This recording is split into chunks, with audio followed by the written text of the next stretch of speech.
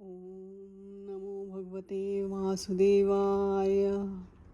अथाष्टमो अध्यायः। ब्रह्मा जी की उत्पत्ति। मैत्रेय उवाच।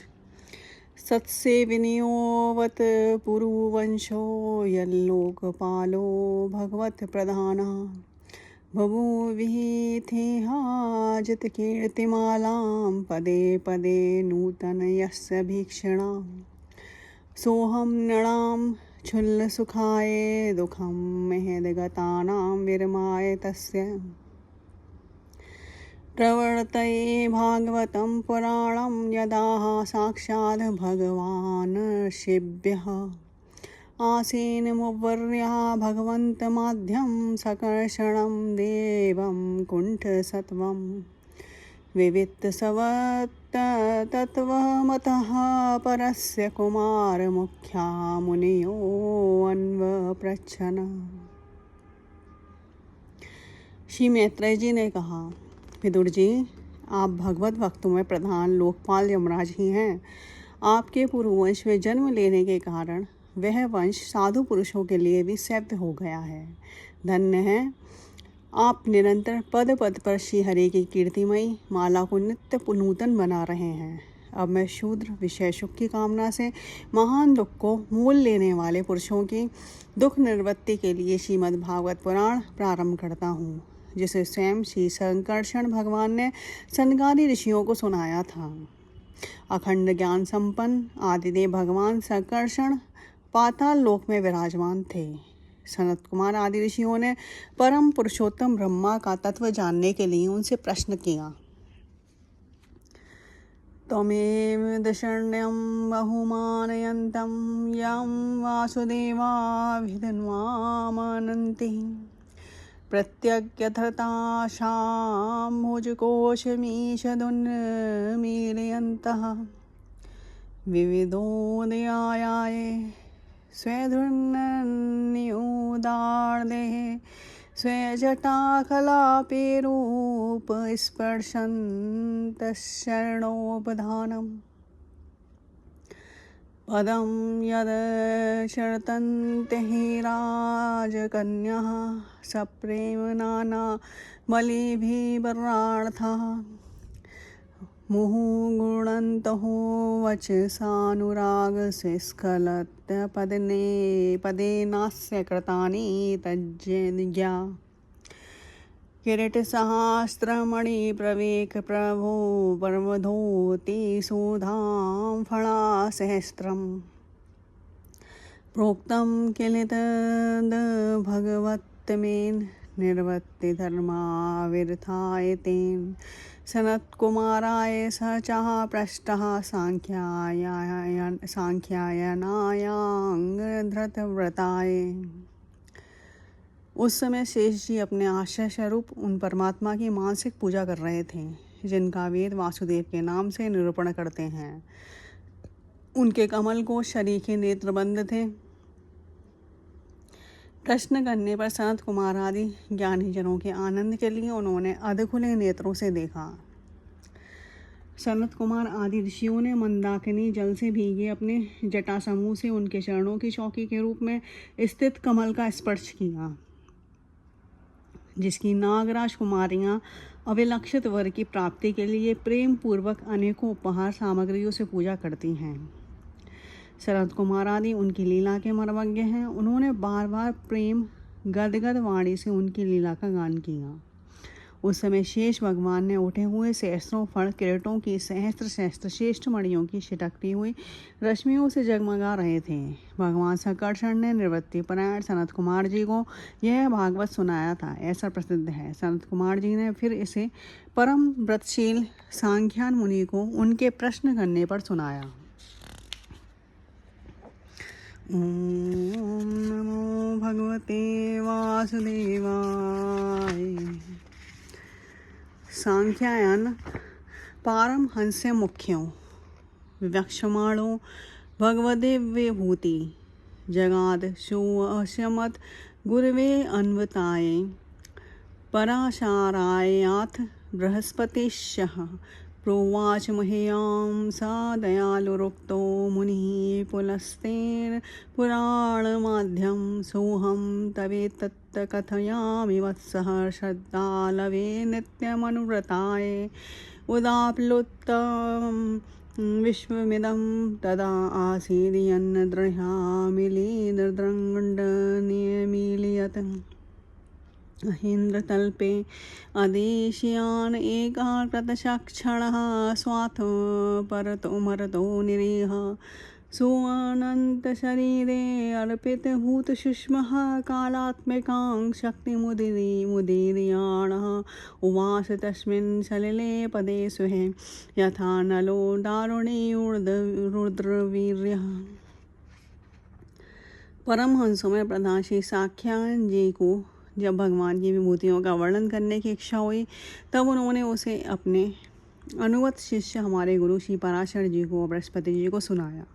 इसके पश्चात परम दयालु पराशर जी ने पुलस्त्य मुनि के कहने से वह आदि पुराण मुझसे कहा। वत्स, श्रद्धालु और सदा अनुगत देखकर अब वही पुराण मैं तुम्हें सुनाता हूँ। षष्ठी के पूर्व यह संपूर्ण विश्व जल में डूबा हुआ था। उस समय एकमात्र श्री नारायण देव शेष शैया पर पोड़े हुए थे। वे अपनी ज्ञान शक्ति को अशोषण रखते हुए ही योग निद्रा का आश्रय ले अपने नेत्र मूंदे हुए थे। षष्ठी कर्म से अवकाश लेकर आत्मानंद में मग्न थे। उनमें किसी भी क्रिया का उन्मेष नहीं था। जिस प्रकार अग्नि अपनी दाहिका आदि शक्तियों को छिपाए हुए काष्ठ में व्याप्त रहता है, उसी प्रकार भगवान ने संपूर्ण प्राणियों के सूक्ष्म शरीरों को अपने शरीर में लीन करके अपने आधारभूत उस जल में शयन किया। उन्हें षष्ठी काल आने पर पुनः जगाने के लिए केवल अकाल शक्ति को जागृत रखा। चतुर्युगानां च सहस्रमप्सुः स्वयोदीर्यतया स्वशक्त्या कालाख्यया साधितकर्मतन्त्रो लोकान् पीतान्द्रसे स्वदेहे तस्यार्थसूक्ष्माभिनिविष्टः द्रष्टेरन्तगर्तोऽर्थो रजसः तनीयान् गुणेन कालानुगतेन विद्या शुष्यस्तदाभिध्यतनाविदेशात् सम्पदं कोशः सहसोदतिष्ठत् कालेन कर्म प्रतिबोधनेन सरोचसा तत्सलिलं विशालं विद्योतयन्नरकः इवात्मयोनिः तल्लोकपद्मं स एव विष्णुः प्राविविशत् सर्वगुणाभभासम् तस्मिन् स्वयं वेदमयो विधाता स्वयंभुवं यं स्मः वदन्ति सोऽभूत्।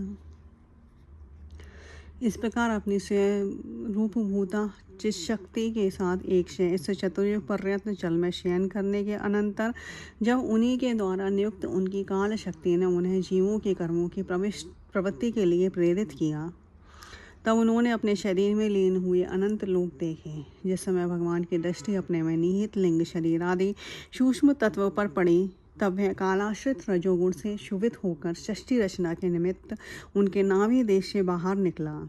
कर्म शक्ति को जागृत करने वाले काल के द्वारा विष्णु भगवान की नाभि से प्रकट हुआ वह सूक्ष्म तत्व कमल कोश के रूप में सहसा ऊपर उठा और उसने सूर्य के समान अपने तेज से उस अपार जलराशि को दैदीप्यमान कर दिया। संपूर्ण गुणों को प्रकाशित करने वाले उस सर्वलोक में कमल में वे विष्णु भगवान ही अंतर्यामी रूप से प्रविष्ट हो गए। तब उसमें से बिना पढ़ाए ही स्वयं संपूर्ण वेदों को जानने वाले साक्षात वेद मूर्ति श्री ब्रह्मा जी प्रकट हुए, जिन्हें लोग स्वयंभू कहते हैं। ओम नमो भगवते वासुदेवाय। तस्यां सा चाम्भोरुहकर्णिकायामवस्थितो लोकं पश्यमानः परिक्रमन् व्योम्निः विवृतनेत्रश्च चत्वारि लवे अनुदिशं मुखानि तस्माद्युगान्तः श्वसनावगुणजलो मृच्छक्रान्तसलिलार्देवरूढम् उपासितः कर्णजमूलोकतत्त्वं नात्मानमध्वाविद्वादादिदेव काये शिष्यो असाव्ययं च पृष्ठ एतत् कुतो बाब्जमनन्यदप्सुः अस्ति ह्यधास्तादिह किञ्चनेतदधिष्ठतहं यत्र सतानुभाव्यं स इत्थमुदीक्ष्य तदब्जनालनाडिविरन्तजलमाविवेश नार्वागगतस्तत्खरनालनाभिं विचन्वस्तदविन्तताझा। उस कमल की कर्णिका गद्दी में बैठे हुए ब्रह्मा जी को जब कोई लोग दिखाई नहीं दिया, तब वे आंखें फाड़कर आकाश में चारों ओर गर्दन घुमाकर देखने लगे। इससे उनके चारों दिशाओं में चार मुख हो गए। उस समय प्रलयकालीन पवन के थपेड़ों से उछलती हुई जल की तरंग मालाओं के कारण उस जल राशि से ऊपर उठे हुए कमल पर विराजमान आदिदेव ब्रह्मा जी को अपना तथा उस लोक तत्व रूप कमल का कुछ भी रहस्य न जान पड़ा। वे सोचने लगे, इस कमल की कर्णिका पर बैठा हुआ मैं कौन हूँ? यह कमल भी बिना किसी अन्य आधार के जल में कहाँ से उत्पन्न हो गया? उसके नीचे अवश्य कोई ऐसी वस्तु होनी चाहिए जिसके आधार पर यह स्थित है। ऐसा सोचकर वे उस कमल की नाल के सूक्ष्म छिद्रों में होकर उस जल में घुसे, किंतु उस नाल के आधार को खोजते खोजते नाभि देश के समीप पहुँच जाने पर भी वे उसे पा न सके। तमस्य पारे विदुरात्मसर्गं विचिन्वतोऽभूत् सुमहासृणेमि यो देवाजां भैमीरयाणः परीक्षेणोत्यायुरस्य हेतिः ततो निर्वतोऽप्रतिलब्धकामः स्वयदिशृणयमासाघ्य पुनः स देवाम् सनेजितस्य श्वासनिर्वर्तचित्तो न्यसीददारूढसमाधियोगः कालेन सुहजं पुरुषायुषाभिप्रवर्तयोगेन विरूढबोधः स्वयं तदन्तहृदयेऽभभातं पश्यत यन्नपूर्वम् मृणालघोरायत शेषभोगपर्यङ्क एकं पुरुषं शयानं फणातपत्रायुतमूर्धरत्नः द्योभिहर्तध्यान्तयुगान्ततोहि ये। विदुर जी, उस अपार अंधकार में अपने उत्पत्ति स्थान को खोजते खोजते ब्रह्मा जी को बहुत काल बीत गया। यह काल ही भगवान का चक्र है जो प्राणियों को भयभीत करता हुआ उनकी आयु को क्षीण करता रहता है। अंत में विफल मनोरथ हुए वह वहाँ से लौट आया और पुनः अपने आधारभूत कमल पर बैठकर धीरे धीरे प्राणवायु को जीत कर चित्त को संकल्प किया और समाधि में स्थित हो गए। इस प्रकार पुरुष की पूर्ण आयु के बराबर काल तक अर्थात दिव्य 100 वर्ष अच्छी तरह से योगाभ्यास करने पर ब्रह्मा जी को ज्ञान प्राप्त हुआ। तब उन्होंने अपने उस अधिष्ठान को, जिसे वे पहले खोजने पर भी नहीं देख पाए थे, अपने ही अंतःकरण में प्रकाशित होते देखा। उन्होंने देखा कि उस प्रलयकालीन जल में शेष जी की कमल नाल सदस्य गौर और विशाल विग्रह की सैया पर पुरुषोत्तम भगवान अकेले ही लेटे हुए हैं। शेष जी के 10,000 फण छत्र के समान फैले हुए हैं। उनके मस्तकों पर किरीट शोभायमान हैं। उनमें जो मणियां जड़ी हुई हैं उनकी कांति से चारों ओर का अंधकार दूर हो गया है। ओम नमो भगवते वासुदेवाय।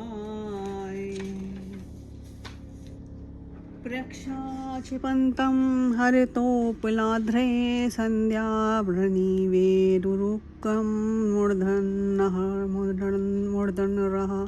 रत्नोदधारोषधीसोमनस्य वनस्त्रजो वेणुवजान्गृहे पाडगृहे आयामतो विस्तरतः सेमानदेहिन् लोकत्रयसङ्ग्रहयिणीं विचित्रदिव्याभरणां शुकानां कृतश्रियापाश्रितवेशदेहं पूषां स्वकामाय विविक्तमार्गे रभ्यचरतां कामदुग्ध्यार्ढगृहपद्मं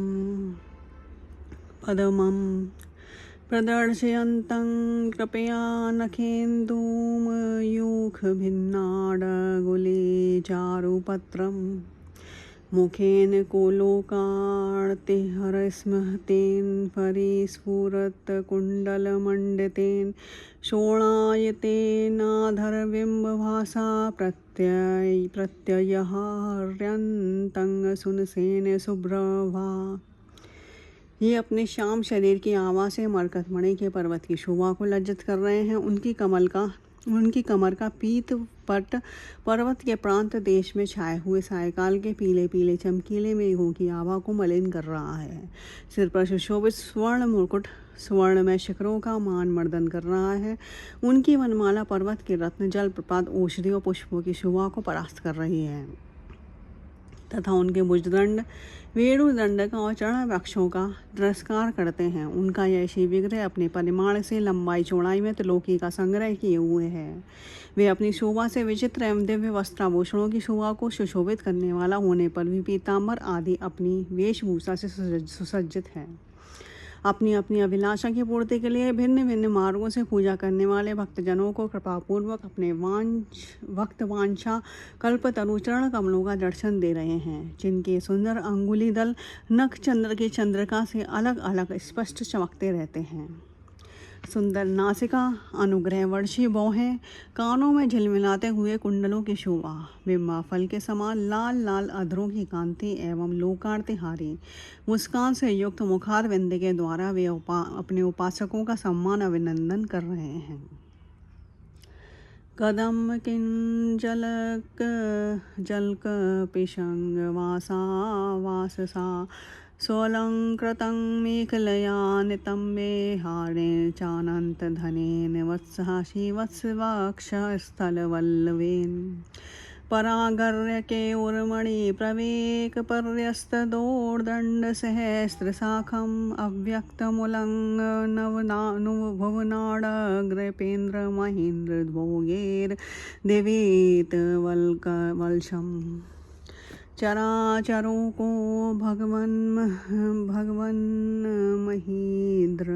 महेन्द्र बंधु सलिलोपगूढ़ं किरीटसहस्रहिरण्यशृङ्गमाभिभर्वतकोस्तु भरत्नगर्वं निवीतमाम्नायं मधु व्रतश्रिया स्वकीर्तिमय्या वनमालया हरिं सूर्यन्दुवायवग्नेयगङ्गमन्त्रधामभिपरिक्रमत् प्रराधनि कीर्णदूरासदम्।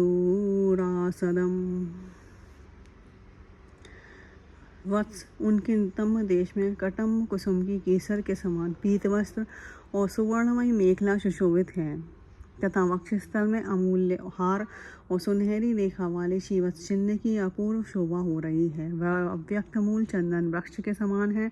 महामूल्य केयूर और उत्तम उत्तम मणियों से सुशोभित उनके विशाल भुजदंड ही मानो उसकी सहस्रों शाखाएं हैं और चंदन के वृक्षों में जैसे बड़े बड़े सांप लिपटे रहते हैं, उसी प्रकार उनके कंधों को शेष जी के फणों ने लपेट रखा है। वे नागराज अनंत के बंधु श्री नारायण ऐसे जान पड़ते हैं मानो कोई जल से गिरे हुए पर्वतराज ही हों। पर्वत पर जैसे अनेकों जीव रहते हैं, उसी प्रकार वह संपूर्ण चराचर के आश्रय हैं। शेष जी के फणों पर जो सहस्त्रों मुकुट हैं, वे ही मानो उस पर्वत के सुवर्ण मंडित शिखर हैं तथा वक्षस्थल में विराजमान कौस्तुभ मणि उसके गर्भ से प्रकट हुआ रत्न है। प्रभु के गले में वेद रूप भौरों से गुंजायमान अपनी कीर्तिमयी वनमाला विराज रही है। सूर्य चंद्र वायु अग्नि आदि देवताओं की भी आप तक पहुँच नहीं है तथा त्रिभुवन में बेरोक टोक विचरण करने वाले सुदर्शन चक्र आदि आयुध भी प्रभु के आसपास ही घूमते रहते हैं। उनके लिए भी आप अत्यंत दुर्लभ हैं। ओम नमो भगवते वासुदेवाय। ओम नमो भगवते वासुदेवाय। तर्रोवतन्नाभिसरः सरोजमात्मानमम्भ शेषनं वियज्य ददर्श देवो जगतो विधाता नातं परं लोकविसर्गदष्टिं सकर्म बीजं रजसोपरक्तः प्रजहासिस्रक्षः न्ययदेव दष्ट्वा अस्तो दृसर्गाभिमुखस्तः मीडेमव्यक्तवत्तमर्मण्यः भेवेशितात्मा। तब विश्व रचना की इच्छा वाले लोक विधाता ब्रह्मा जी ने भगवान के नाभि सरोवर से प्रकट हुआ वह कमल, जल, आकाश, वायु और अपना शरीर केवल ये 5 ही पदार्थ देखे। इनके सिवा और कुछ उन्हें दिखाई न दिया। रजोगुण से व्याप्त ब्रह्मा जी प्रजा की रचना करना चाहते थे। तब उन्होंने सृष्टि के कारण रूप केवल ये 5 ही पदार्थ देखे। तब लोक रचना के लिए उत्सुक होने के कारण वे अचिंत्य गति श्रीहरि में चित्त लगाकर उन परम पूजनीय प्रभु की स्तुति करने लगे। इति श्रीमद्भागवते महापुराणे पारमहंस्य संहितायां तृतीय स्कंधे 8वां अध्याय।